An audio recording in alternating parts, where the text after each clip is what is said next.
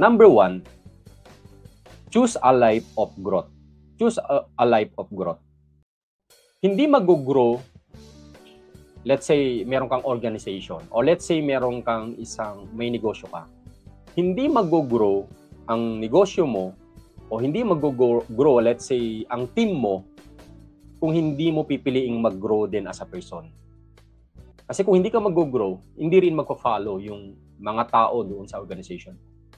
Kailangan piliin mo na mag-grow ka as a person. No? At yung growth na yan, hindi yan pinili mo lang sa ngayon. Kung hindi lifetime commitment. It's a lifetime commitment na kailangan mong mag-grow. Kasi kung hindi ka mag-grow, hindi rin mag-grow yung mga tao sa paligid mo.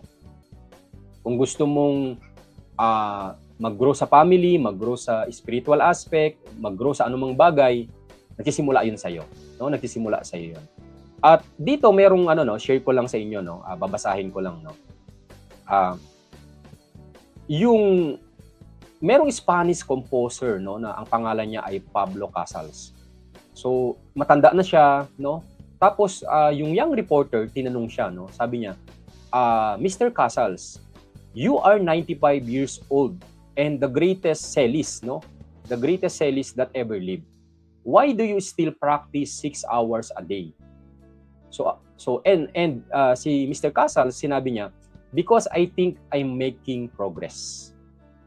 Because I think I'm making progress. That's the kind of dedication to continual growth that you should have. So 95 years old, no? And continuous pa rin siya nagpa-practice. At ang sabi niya, kasi tingin niya he is making progress. Kaya nga sabi ko sa mga previous natin na live dati, no? I think nung nasa Boracay kami, na success is about progress. No?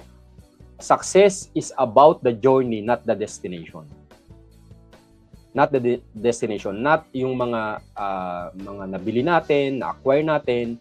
Results lang yung mga yun eh. Yung bahay, results lang yan. Yung sasakyan, results lang yan. Yung mga investment, results lang yan.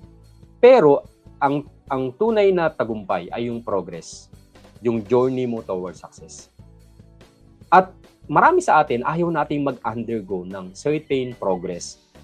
No? Yung ating journey, ayaw nating pagdaanan yung challenges, ayaw nating pagdaanan yung mga problema. Pero alam nyo ba na doon tayo nag-grow sa mga problems?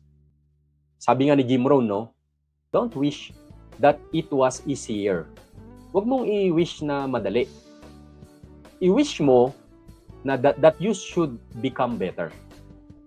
Wish that you should become better. Kasi ano man ang problema kung naging better ka, kaya mong i-handle yun. No? Huwag mong hangarin na madali sa'yo. Hangarin mo na maging better person ka so that you can handle those things na kahit mahirap. No? Kaya dapat piliin nating mag-grow sa buhay natin. No? Hindi lang sa ngayon, kung hindi panghabang buhay na growth.